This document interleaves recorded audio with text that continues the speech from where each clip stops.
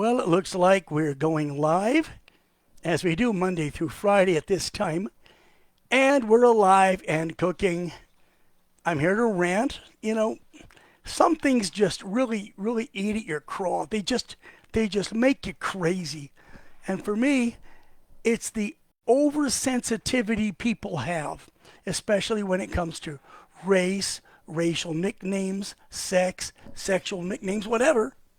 I mean, did you ever hear of this old thing? It says, "Sticks and stones may break my bones, but names will never harm me." You sure as hell wouldn't know it to look around America today.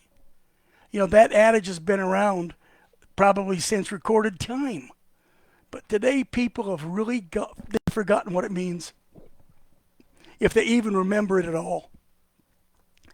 It's meant to remind you that words alone cannot hurt you. For example, if somebody uses the words dirty Jew, that can't hurt you near as much as if you were punched in the face or kicked in the nads. Or if some other very poor taste person were to use the words dirty nigger. Well, that can't hurt anybody either, not nearly as much as if they had the teeth kicked out of their head. These are words. What if they called me white bread cracker? That shouldn't hurt me, not nearly as much as being knocked around. You see, these days, you guys are welcoming government intervention into every aspect of your life, and I don't understand how in the hell it got that way.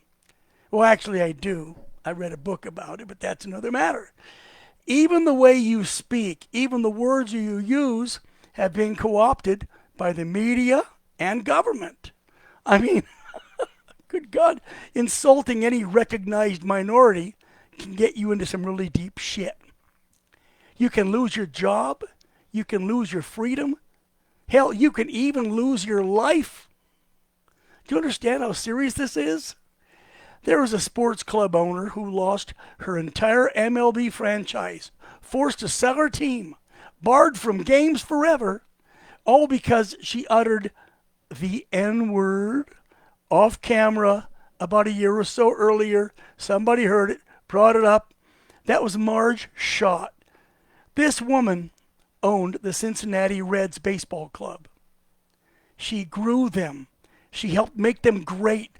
They were her life for over 15 years, and because a couple of years earlier, somebody caught her using the word nigger, the N-word, off camera, off mic, that's it. You understand, the woman lost her club, she lost her pride, she lost her reason to be, and then they banned her from baseball games anyway. It makes you crazy. But understand, that word, the N-word, the word nigger, was revealed to have come out of her mouth years before. Here it is, 6 years before. And just a person accusing, before any evidence was shown, she was suspended. I mean, what the hell?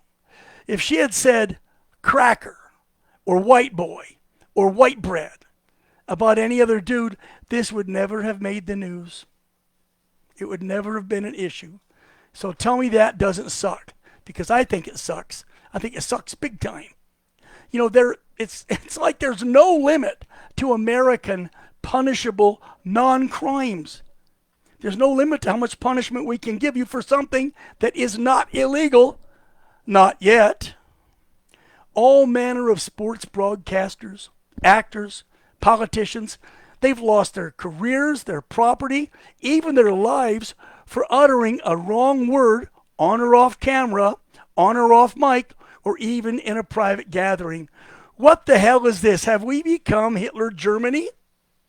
God, have we become Maoist China, Xi Jinping China? Universities are being singled out by the government and the media for failure to enforce special status for special people.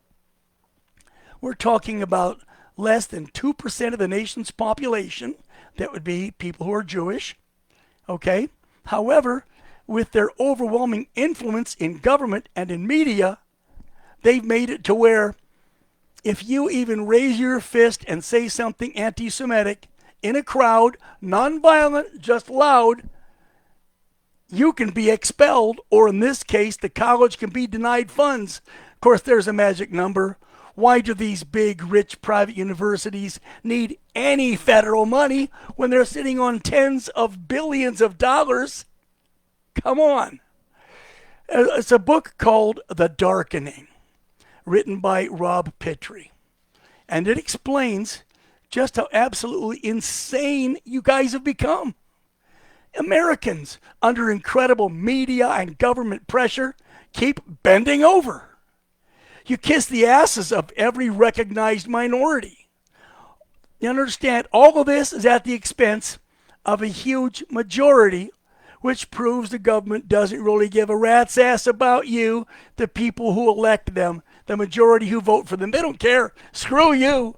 They got their jobs in Washington. They're happy. No matter how bad a congressman is, he stands a 95% chance of being reelected.